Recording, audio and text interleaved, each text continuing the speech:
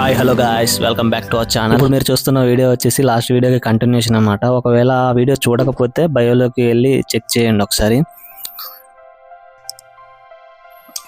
ఈ జూలో best part ఏంటంటే ఓపెన్ కేజ్ సిస్టమ్. అంటే జంతువులని కేజ్లో బంధించడం కాకుండా వాటికంటూ ఒక న్యాచురల్ అట్మాస్ఫియర్ని క్రియేట్ చేసి వాటిని మెయింటైన్ చేస్తున్నారు. అది చాలా బాగా నచ్చింది. ఇక్కడ ఉన్న జిరాఫీని చూసి నేను ఫస్ట్ అయితే స్టాచ్యూ అనుకున్నాను, కానీ అది ఒరిజినల్ జిరాఫీయే.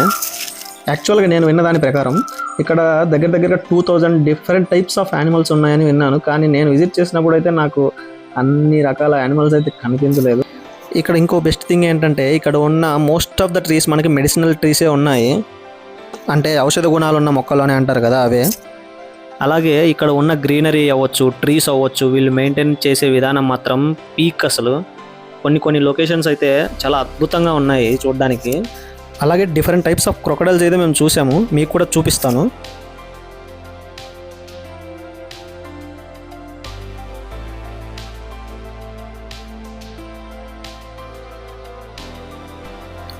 మీకు ఇప్పుడు కనిపిస్తున్న మొసలు వచ్చేసి మగ్గర్ క్రొకడైల్ అంటారు. దీని లైఫ్ స్పాన్ వచ్చేసి 20 నుంచి 45 ఇయర్స్ వరకు ఉంటుంది. చూడండి ఒకసారి, వాటర్లోనే ఉన్నాయి ఇవి. ఇది ఇంకో డిఫరెంట్ క్రొకడైల్ అనమాట. దీని మూతి చూడండి, మీకు షార్ప్గా చాలా థిన్గా ఉంటుంది.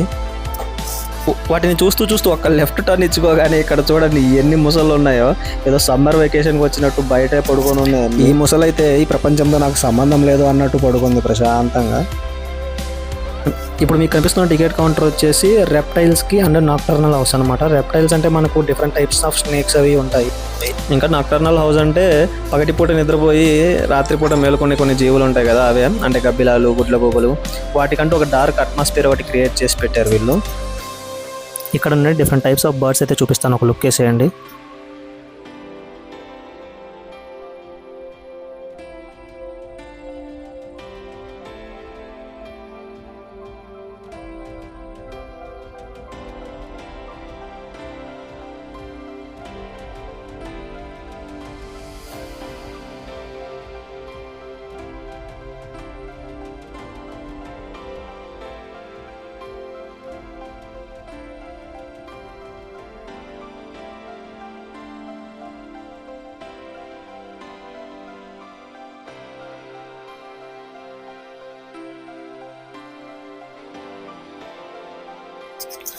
ఇక్కడ ఇంకో ఇంట్రెస్టింగ్ విషయం ఏంటంటే ఇక్కడ ఉన్న యానిమల్స్ని మనం అడాప్షన్ కూడా చేసుకోవచ్చు. అంటే అలా అని ఇంటికి తీసుకెళ్ళడం కాదు, ఆ యానిమల్స్ అన్నీ జూలోనే ఉంటాయి.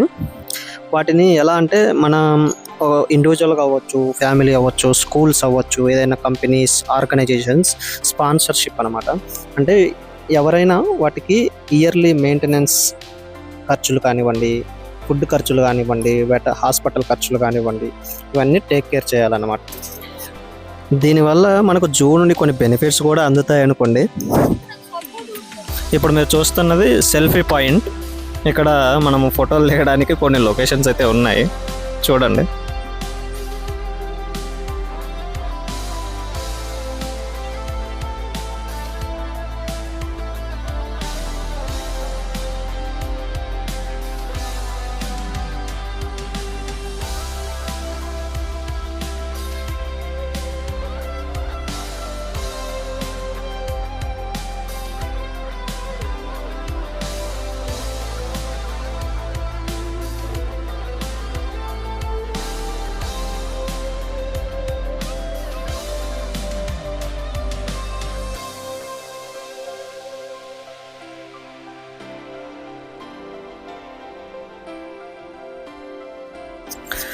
ఫైనల్గా అయితే మనం జూ ఎక్స్ప్లోరేషన్ అయితే కంప్లీట్ అయిపోయింది. మోస్ట్లీ 70% ఆఫ్ ద జూని అయితే మేము కవర్ చేసాము.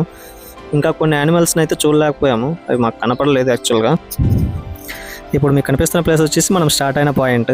ఎక్కడైతే స్టార్ట్ అయ్యామో అక్కడికే వచ్చేసాము. ఇప్పుడైతే బయటికి వెళ్తున్నాము. మీకు ఈ వీడియో ఎలా అనిపించిందో కామెంట్ చేయండి. నచ్చితే లైక్ చేసి షేర్ చేయండి, సబ్స్క్రైబ్ చేసుకోండి. నెక్స్ట్ వీక్ కొత్త వీడియోతో మళ్ళీ కలుద్దాం గాయ్స్. బాయ్.